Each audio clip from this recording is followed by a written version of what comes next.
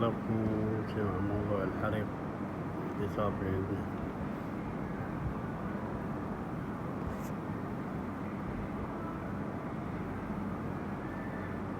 هواي عالم راحت به، والله يرحمهم ورحمة الواسعة.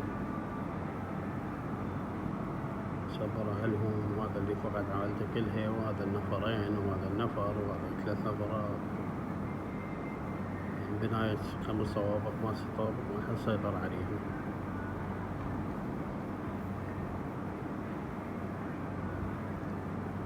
بالأقل خلينا منظومة مال الحرب مالت واحرات ليش خلت العالم فحمة البارحة.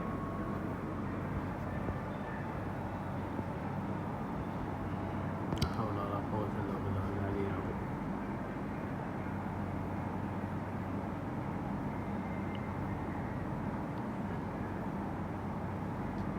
والله العالم هيك صارت.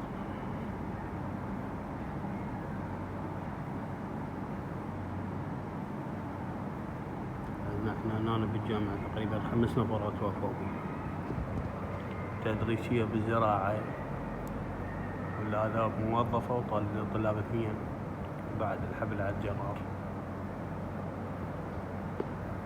أسأل الله ونعم الوكيل.